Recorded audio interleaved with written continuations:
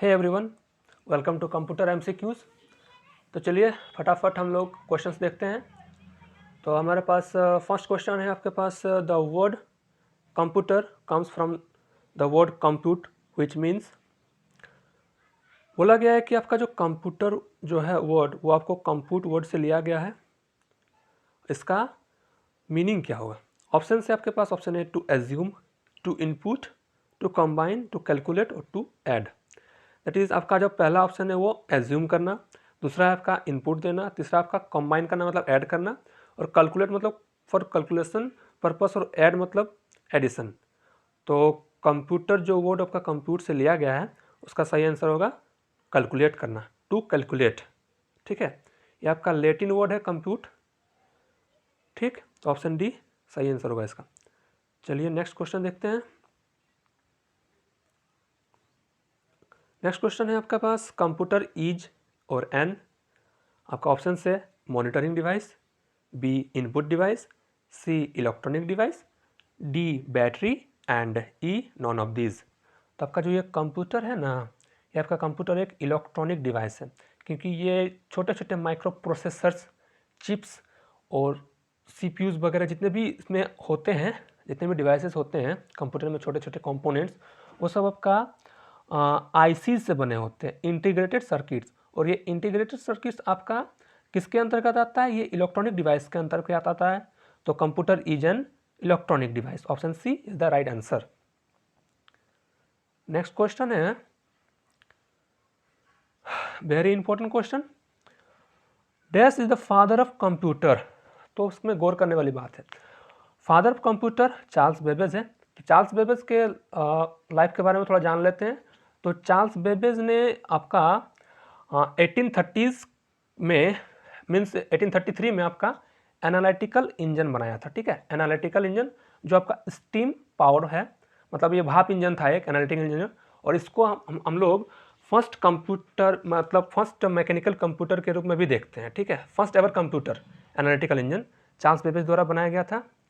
और इन्होंने अपने डेथ मतलब 1971 तक इस पे आपका काम किया था। चार्ल्स बेबेज एक इंग्लिश मैथमेटिशियन एंड इन्वेंटर थे। ठीक है, और इनके साथ इनकी एक असिस्टेंट थी जिनका नाम था लेडी एडा लवलेस।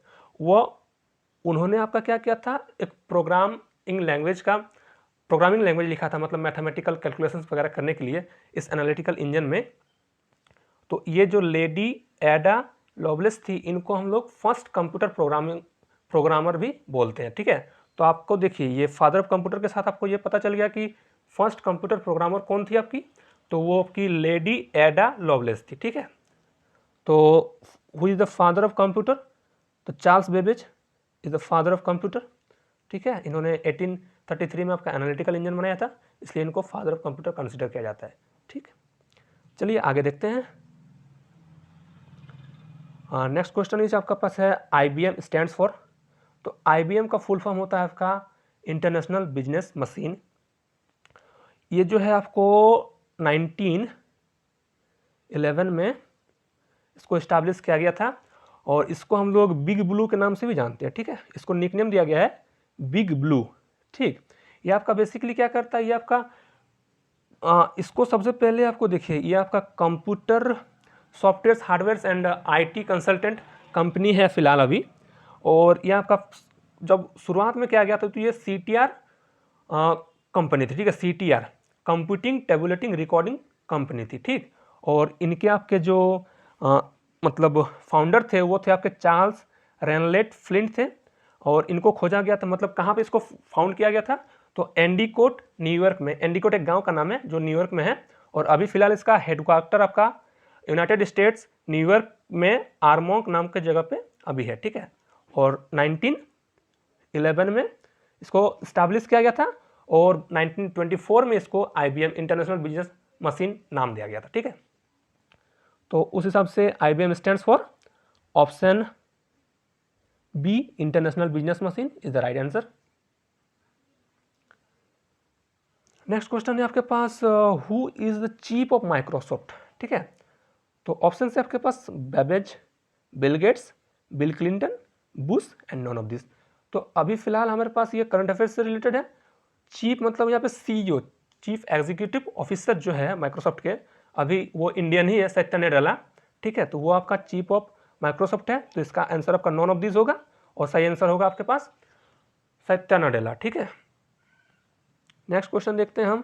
सत्या नडेला जो थे वो 2014 से अभी तक वो सीईओ हैं माइक्रोसॉफ्ट के, ठीक। नेक्स्ट क्वेश्चन आपके पास अभी देखिए, ये IBM was provided software for PCs by. IBM को पीसीज के लिए सॉफ्टवेयर कौन प्रोवाइड कराता है? तो IBM जो कंपनी है उसके पास जितने भी कंप्यूटर्स पीसीज वगैरह हैं वो सब आपका माइक्रोसॉफ्ट डॉस MS डॉस पे चलता है। माइक्रोसॉफ्ट डिस्क ऑपरेटिंग सिस्टम पे ये IBM के कंप्यूटर्स काम करते हैं। तो माइक्रोसॉफ्ट डिस्क ऑपरेटिंग सिस्टम, आपका जो ऑपरेटिंग सिस्टम है वो आपका माइक्रोसॉफ्ट कंपनी का है। तो option A Microsoft is the right answer. IBM को हम लोग मतलब IBM को माइक्रोसॉफ्ट द्वारा सॉफ्टवेयर प्रोवाइड किया जाता है पीसीज के लिए, ठीक है।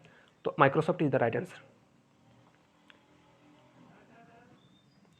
नेक्स्ट क्वेश्चन आपके पास है, the first microprocessor was developed in 1971 by which company. यहाँ पे ऑप्शन है आपके पास Apple, NASA, Intel, all of this, none of this.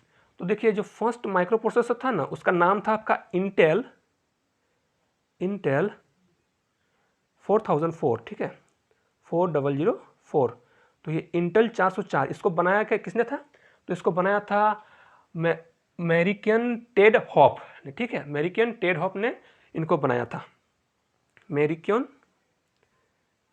मेरिशियन या फिर अमेरिकन जो है टेड हॉप ने इसको इन्वेंट किया था, ठीक है, फर्स्ट माइक्रो प्रोसेसर। इसका नाम क्या था? Intel 404। Intel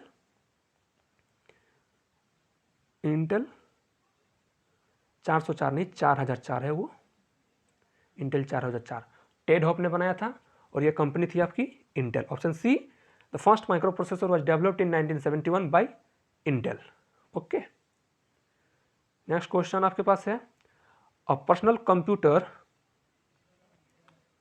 computer is a mainframe computer, super computer, mini computer, micro computer, none of this. तो ये आपका जो पर्सनल कंप्यूटर होता है ना, ये पर्सनल यूज़ के लिए आपके यूज किया जाता है। ये कॉम्पैक्ट होते हैं, ये आपके मतलब कॉस्ट इफेक्टिव होते हैं, चीप होते हैं। तो ये सारे आपके जो क्वालिटीज़ हैं ये आपके माइक्रो कंप्यूटर में आते हैं। इनको हम इजी टू कैरी वगैरह भी बोल सकते हैं कि मतलब एक जगह से दूसरी जगह आसानी से ले जा सकते हैं। पर्सनल कंप्यूटर पर्सनल वर्क्स के लिए होता है। तो आपका सही answer option D, micro computer के अंतर्गत आपका पर्सनल कंप्यूटर आता है। और इसके अंतर्गत आपका आएगा लैपटॉप्स आएंगे, पीसीज आएंगे, जो हमारे पास डेस्कटॉप्स वगैरह होते हैं वो सब आएंगे, ठीक है। तो ऑप्शन डी माइक्रो कंप्यूटर के अंदर में पर्सनल कंप्यूटर आते हैं, ठीक। नेक्स्ट क्वेश्चन, आपका जो फर्स्ट मैकेनिकल कैलकुलेटर है वो क्या है?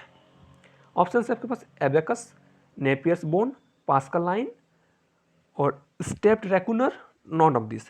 तो देखिए फर्स्ट मैकेनिकल कैलकुलेटर आपका पास्कल लाइन है, ऑप्शन सी पास्कल लाइन। जिसको बनाया था किसने?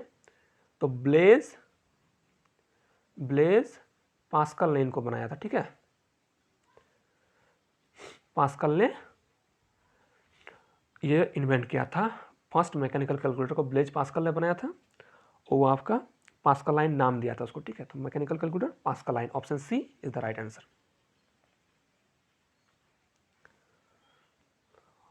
अब है आपके पास देखिए, एक कंप्यूटर इज और एन अ डिवाइस, ठीक है। ये देखिए आपका SBI क्लर्क 2007 के लिए और इलाहाबाद बैंक असिस्टेंट 2010 में पूछा गया प्रश्न है, ठीक है। तो अ कंप्यूटर डिवाइस इज और एन कैसा डिवाइस है? ऑप्शन से आपके पास देखिए, कैलकुलेटिंग ए में, बी में आपका इलेक्ट्रॉनिक है, सी में आपका इलेक्ट्रिकल है, डी में ऑल ऑफ दिस है और ई में आपका नॉन ऑफ दिस है। तो अभी इससे पहले हमने डिस्कस किया था कि ये जो आपका कंप्यूटर है, कंप्यूटर आपका आईसीज पे काम करता है, इंटीग्रेटेड सर्किट्स पे, ठीक है। और इंटीग्रेटेड सर्किट्स या फिर इंटीग्रेटेड चिप्स बोल सकते हैं। तो ये जो है ये आईसीज आपका बहुत छोटे छोटे कंपोनेंट्स होते हैं जो कि आपका इलेक्ट्रॉनिक के अंदर आता है। तो computer is an electronic device, option B is the right answer.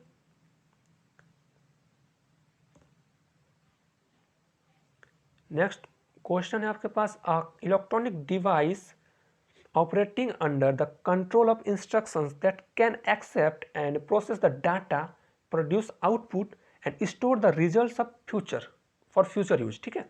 तो कोई भी इलेक्ट्रॉनिक डिवाइस पहला है, दूसरा आपका ऑपरेटिंग अंडर क्या होता है? कंट्रोल ऑफ इंस्ट्रक्शंस किसी इंस्ट्रक्शंस पे काम करता है, आपका एक्सेप्ट करता है इनपुट को, फिर प्रोसेस करता है उस डाटा को, उस पर कुछ मैथमेटिकल लॉजिकल वर्क्स करते हैं, फिर आपका आउटपुट प्रोड्यूस करता है और देन आपका रिजल्ट को स्टोर करता है। मतलब इसमें देखिए इनपुट भी है, आउटपुट भी है, प्रोसेसिंग भी है और स्टोरेज मतलब मेमोरी भी है। ठीक है, तो ये सारे फीचर्स आपका किस में होता है, वो इलेक्ट्रॉनिक डिवाइस है, तो ये सारे फीचर्स आपके किस में होते हैं, कंप्यूटर में होते हैं। ठीक है, कंप्यूटर है तो कंप्यूटर में ये सारे फीचर्स होते हैं। तो आपके देखिए इसमें ऑप्शन जितने भी हैं ना, उसमें से आपको बस ऑप्शन बी देखना है जो कि है कंप्यूटर। तो computer is the right answer, क्योंकि कंप्यूटर के अंदर ही इतने सारे फीचर्स आपके होते हैं। ये जो सॉफ्टवेयर है, सॉफ्टवेयर मतलब क्या, हम जिसको छू नहीं सकते हैं। ठीक है, इमेजिनरी होता है, मतलब देखिए सॉफ्टवेयर वगैरह जैसे मतलब कोई एप्लीकेशन वगैरह हो गया, वो सॉफ्टवेयर के अंदर में आ गया। हार्डवेयर जिसको हम टच कर सकते हैं फिजिकली, हम उसको मतलब फिजिकली वो है। ठीक है, जैसे आपके कीबोर्ड वगैरह, माउस वगैरह, ये आपका हार्डवेयर में आ गया। इनपुट, आपका इनपुट तो जानते हैं, इनपुट देना होता है। ठीक है, तो सही आंसर इसका कंप्यूटर, ऑप्शन बी।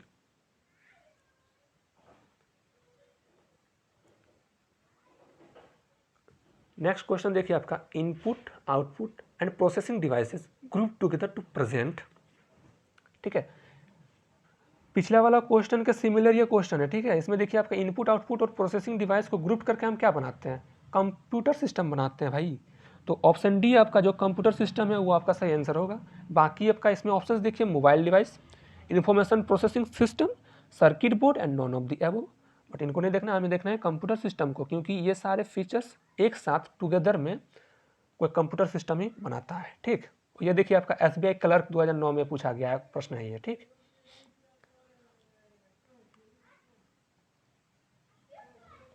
ये देखिए a computer consist of, option से आपके पास a central processing unit CPU, a memory that is storage unit, input and output units मतलब input devices and output devices, and option D all of the above.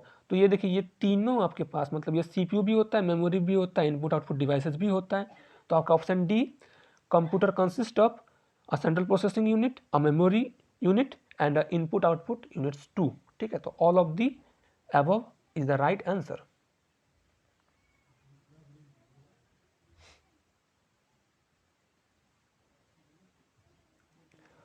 Next question आपके पास देखिए, computer gathers data which means that they allow users to data.